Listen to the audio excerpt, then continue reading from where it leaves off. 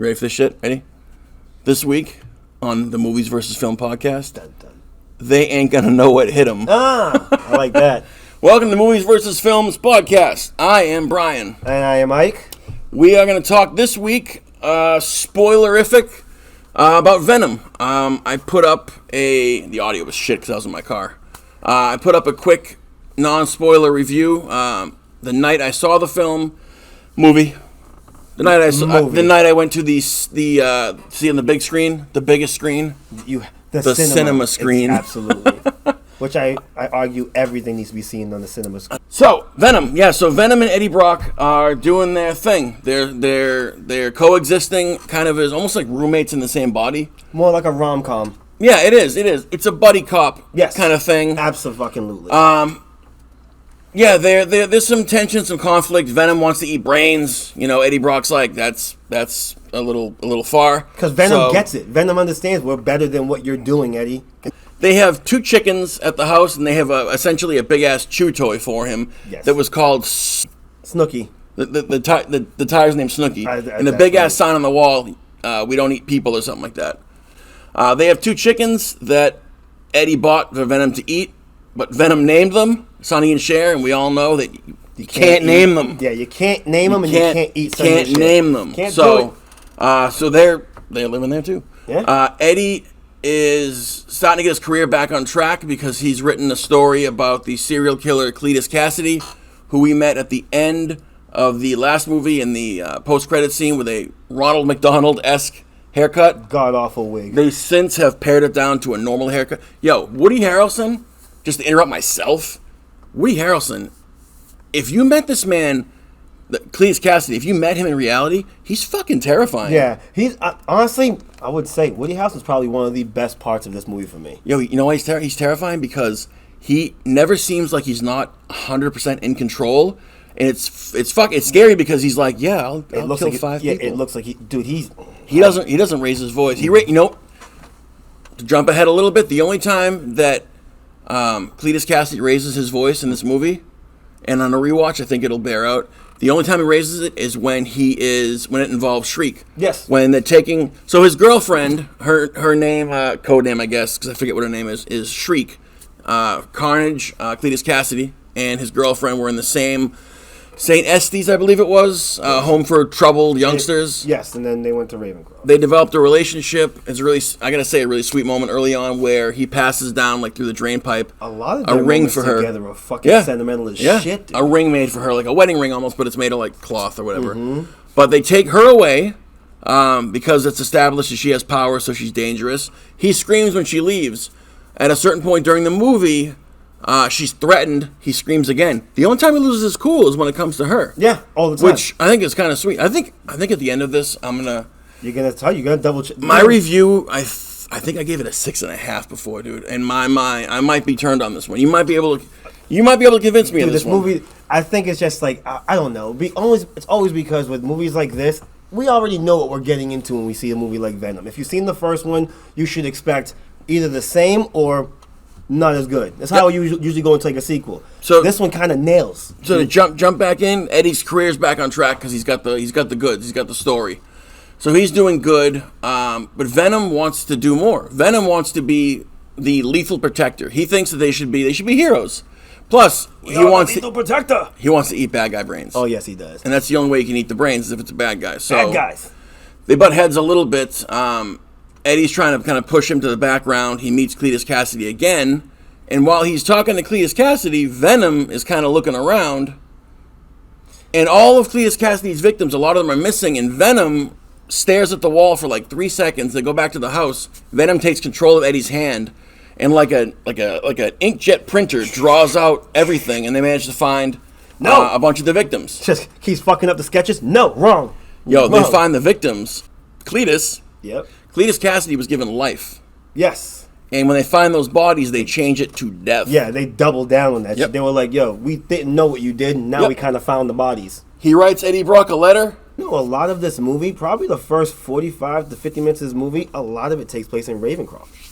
a lot of it takes place in They that spend a fucking fair place. amount of time with Shriek. Surprisingly, but Yeah. it's also with Cletus's lock. Like a lot, Yep. I'm like, holy shit! Like that's kind of like all right. Yeah, Shriek is I like the Easter transported eggs. away when her and Cletus are in love. Shriek is transported away. They put her in the back of essentially a paddy wagon. Her and a cop named Patrick Mulligan. She talks some real gangster shit, like you're ready to die, right? Yeah. And there's a tussle. The thing flips over. He shoots her in the eye. Thinks he killed her. Come to find out, he didn't kill her.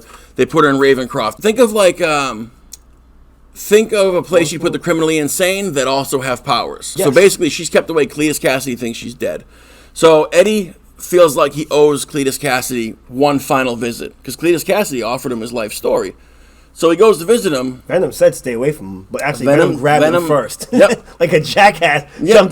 jumped the gun to choke him out. Yeah. Like, all right. So he shows up at the prison, and Venom's not having it really. Venom's kind of sick of this guy. Dude, literally. Sick of this motherfucker. Yeah, literally. So while Eddie's talking to Cletus, Venom squirts out like skabooches out, grabs him and rips him, and pulls him into the bars. Cletus Cassidy bites Yeah. Eddie Brock on the finger and comes back up and, notices the fact that A, it doesn't taste like blood, and B, the blood splatter has little tendrils coming off of it. Mm-hmm. So he does what normal people do, and he eats it. We flash to Cletus Cassidy being executed by lethal injection. What a fucking scene, by the way. What a fucking scene is amazing. First of all, his last words, I can't remember what they were. They were some gangster shit, though. Dude. Like, these are your last words? And he was like, no, like, fuck your mother. But dude, like legit, the action sequences of this fucking movie. But even like the small details. So they put the Awesome. When you have a lethal injection, it's several needles.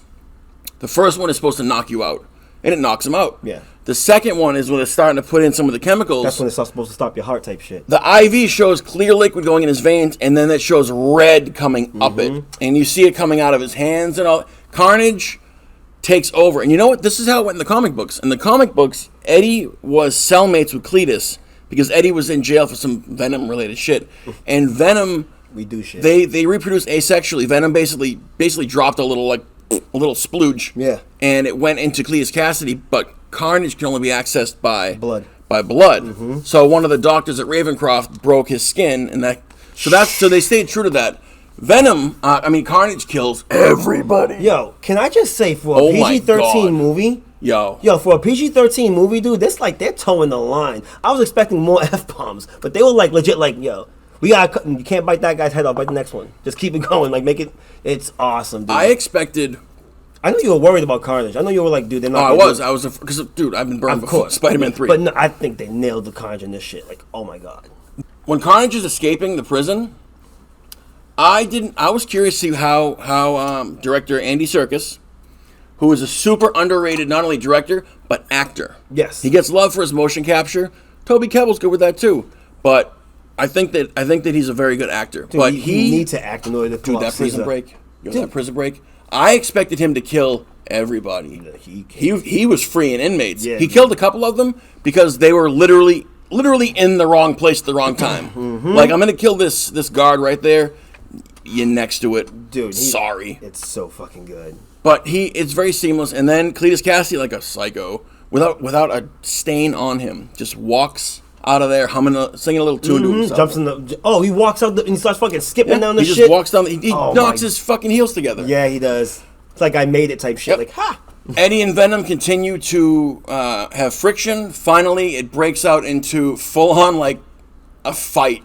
Like, Venom They beats beat the shit fuck- out of Eddie Brock, throws his shit out. This was waiting to exhale, Dude, I'm but telling with, you. like a complete psycho, because his shit's getting thrown out the window. Dude, this movie's half horror, half fucking rom-com. I swear to God. Yep.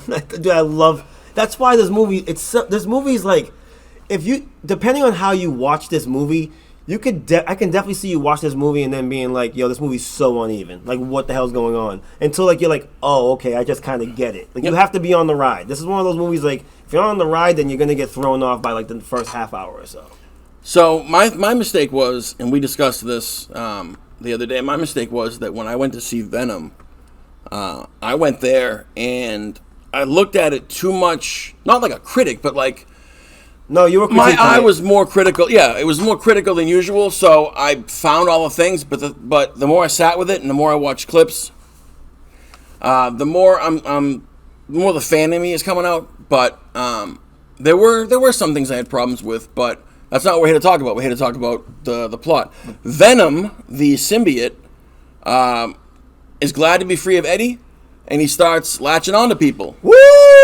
One of my favorite scenes. But as we all remember from the first movie, if you're not the right fit, you're just gonna die, and you're gonna die and shit. So he's gonna have So he's gonna have to just jump. He's gonna so have to body jump. This body's dropping. Oh yeah. But Venom finds somebody who can hang on for a few hours, and he finds himself at a block party. He finds himself at a rave. Yo, not only at a rave. You take this one because I didn't like this part. Not only at a rave, this man had layers of fucking glow sticks around his neck, bro. His neck and arms, yeah, he had shitloads of them. I don't know. I think, all right, so obviously he's at the rave because, he's just trying to live. He's trying to figure shit out. And he realized, I'm out of Eddie's closet type shit, He does say that, yeah. Things like that. But, dude, I loved how, like, not normal it was. Like, it was legit like, all right, well, what would Venom do if he was by himself? Find bodies. Where's the most bodies? At a fucking club. I kind of get the... Unless you go to a fucking McDonald's and go He just happens to find a rave, though, where people are like, oh, it's a cool costume. Absolutely. That's just where he happens to stumble in. Absolutely. That's how it works. So he has... page 30? Venom grabs the microphone, and he spits flame. He basically says, like... It's basically like... It's spoken word. It's an empowerment speech Yeah, that sounds like... Because he even says I'm coming out of Eddie's closet. Mm-hmm. He's like, I'm free now. I'm fine. I don't need him. And literally, he drops the mic. But then, of course, now that Venom's gone, Eddie is under threat from Cletus. Mm-hmm. Cletus? And Venom's dropping bodies. Yeah. Like, he's responsible for, like, probably half a dozen people. I'm telling you, there's a lot of killing in this movie. He wanders into Miss Chen, her convenience store. And just flops on the fucking ground. And the beautiful part is, she looks down, she's like, Venom? Okay. And he comes off and he latches onto her. He goes, yeah, feed. Feed me. Yeah. Dude, I don't know how she got rid of that poor dead prick, but that guy was, dude, he missed whatever appointments he had the next day. That body was dropped. Yes. Yeah. Oh, yeah, dude. He went down hard. He went down on his face without putting any hands out. Yeah, just dropped. And that's why, honestly, I thought Venom coming out was blood. And Venom came out of his head. Yeah, I thought it was blood. I was like, holy shit. Oh, so fucking So, good. all right, so there we are. So now, we've established earlier on in the movie, it wasn't a huge plot point, Michelle Williams' character, Annie, his ex, is getting married. Dr. Dan, he's in the movie again. Underrated as fuck. Underrated. I thought he'd be really annoying, but he didn't really bother me that much. Michelle Williams has to go and find Venom, because Eddie's gonna get killed. He has to hide out because he thinks Cletus Cassidy's coming for him. Yeah, and he doesn't have Venom no more. So he's like, dude, you're gonna come to get us. She goes and tries to track him down. She gets to Mrs. Chen and figures out that Mrs. Chen actually has Venom chilling. Yeah. So she gets him. There's a funny moment where her boyfriend's like, you said no aliens. She's like, shut up, you pussy. Venom latches onto her. We get She-Venom again. Yes, we do. Which I'm always okay with seeing, not for nothing. Dude, they do it right. Yeah. Do it right. And by the way, you know what I noticed about the first movie and this one? She has Venom in the last movie for probably a few hours. She has Venom in this second movie a few hours. When you watch the first movie, when in the Life Foundation, when the symbiote goes on, homeboy with the long hair, he's dead in minutes. Yeah, so she has symbiosis with Venom too. So she's compatible. Venom also. So you could do a Lady Venom in a future movie, but that's ahead. So Eddie Brock has to grovel to Venom like a lover. They suit back up. They track down Carnage, who's had some adventures of his own, destroying places he used to live. They end up meeting up in a church. This is the simplest version possible. They meet up in a church. They have a big CG fight. The church from... It's not the same church. And it's not. But I just love the fact that but the imagery is thick. I love the fact. And not for nothing, though. It's reminiscent of Spider-Man 3 when he's in a church to get the symbiote off him. They even use the bell the same. The different thing, though, is the way that this fucking cathedral is shot. The way the cathedral is shot and how these fight scenes is happening with fucking Venom jumping over fucking pews and shit and the stained glass window. Like, dude, it's gorgeous. Why are they at the church?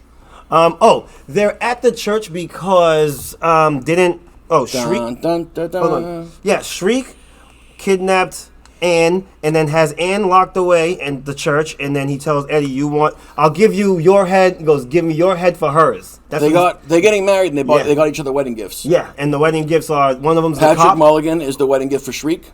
Oh yeah, the guy who plays and fucking... Annie is the gift for Carnage. Yes. So, yeah, Eddie shows up, and Shriek attacks, but Sonic's hurt Carnage too.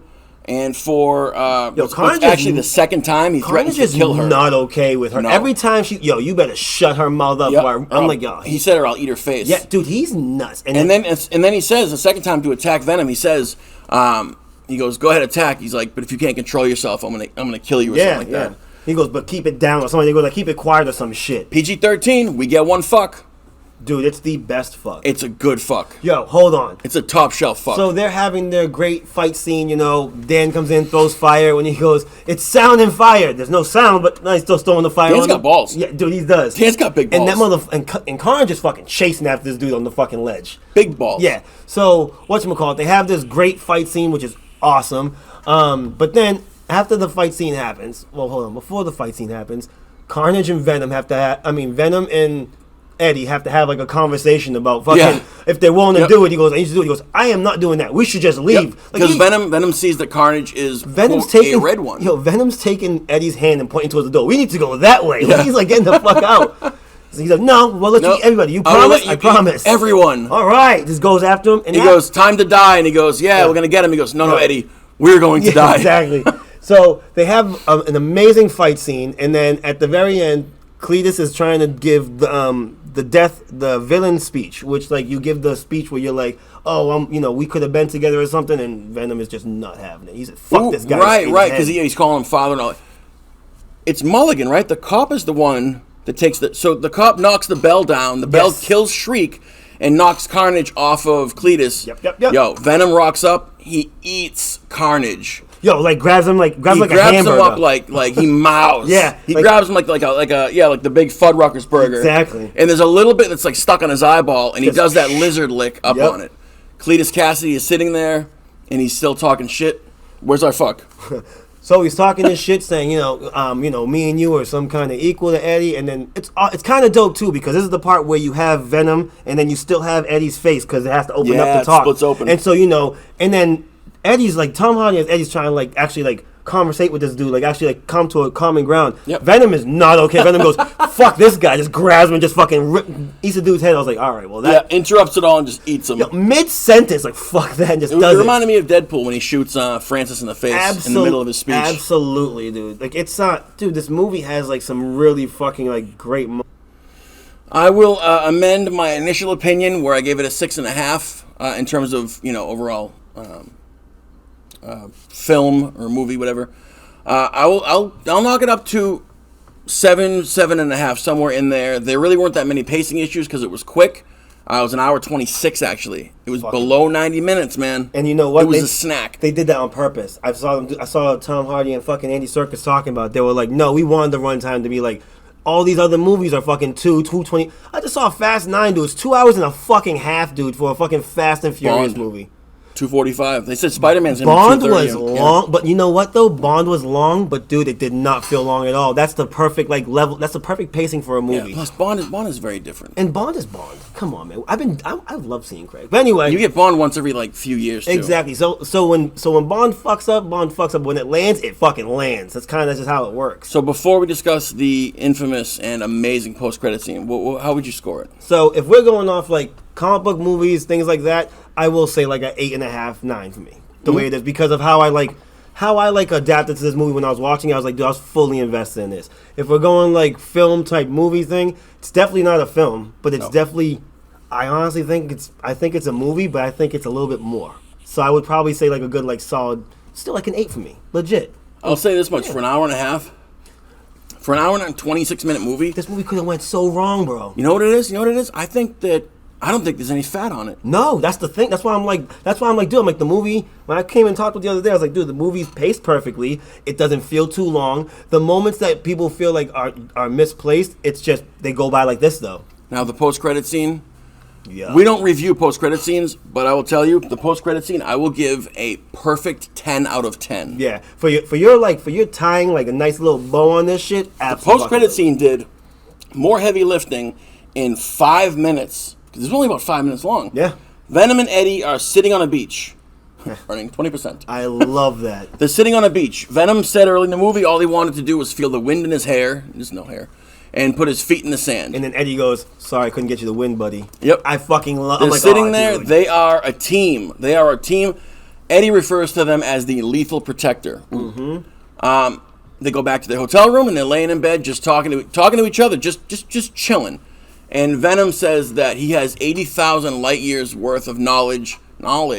That if he gave him even more than a little taste of it, he'd blow his mind. So the Clintar, that's the name of the species. Such a terrible name. Mm-hmm. Clintar.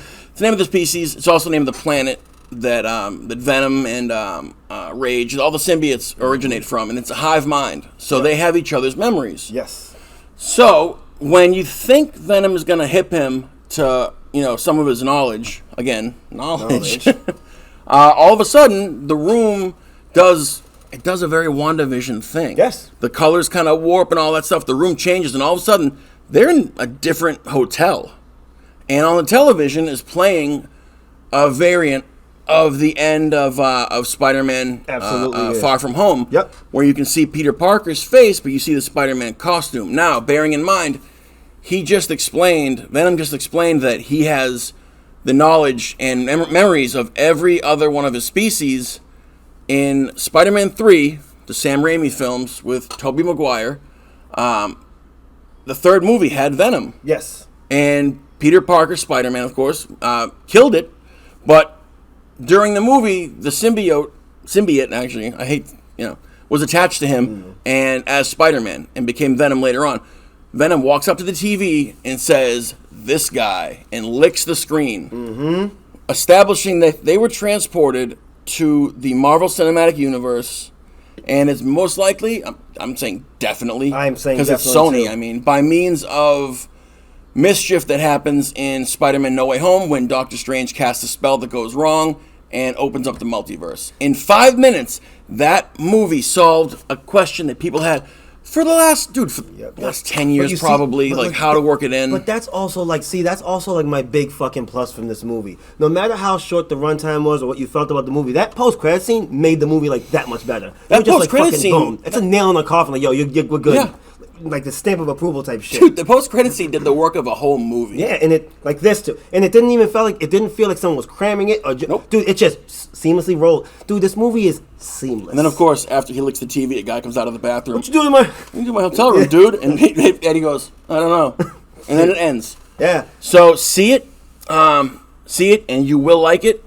If you're even a casual fan of superhero movies, the movie doesn't hold your hand. It doesn't need to. You have the essentials. Venom and Eddie Brock are, you're on YouTube right now probably. Yeah. Just type in Jesus, what I need to know. I found if you go to Google and type a regular question, you get the answer. Yeah. I will say this though, just to preface it all, is that for people that did not like the first Venom, this movie's not going to work for you. I'll just say because the tone is extremely similar. I would agree. Yeah, if that lobster scene in the first movie was totally jarring for you, then this movie's just as weird. You know what I mean? Yes. Yeah, you know what I mean? You have to be okay with that because that's where we're going. And if you are okay with it, you're rewarded for it. Absolutely. You're rewarded. If nothing else, and if you hear my immediate thoughts after the movie, I was a little down on Dan, Dr. Balls. But I got to say that the most heavy lifting the first movie did was to establish Dan and Annie being part of the Venom family. And we kind of understand. See the movie. I really enjoyed it. It was a lot of fun. Any final thoughts on it? I think the movie's pretty amazing. Not a film, but definitely watch the movie. You definitely will like it. And just enjoy it. Go to the movies. It's a perfect time to fucking do things like this. Right now is movie season is actually feeling like it's back, and we're in the end of the year. Yep. So you got this, go see this, and then afterwards go fucking run over to Bond because you will not be let down. Yep, and it's well paced. It's 100 hour and 26 minutes. I mean, just don't do what I do. Don't see Bond first and then Venom because you will be jarred. You gotta see him in pieces. But maybe awesome. Most people see one movie a day. They're not psychos like you or me when I go home and watch 5 other movies. Exactly. And also, when I said, the theater wasn't, it was the last show of the night, that's fine. But wear a mask. If the vaccine, if it's safe for you, get the vaccine. I'm preaching. I am totally preaching. Okay. I want things to be normal again. It's okay. And it'll never be normal again. So wear a mask, take care of each other, keep watching movies, keep having fun, and we'll see you next time.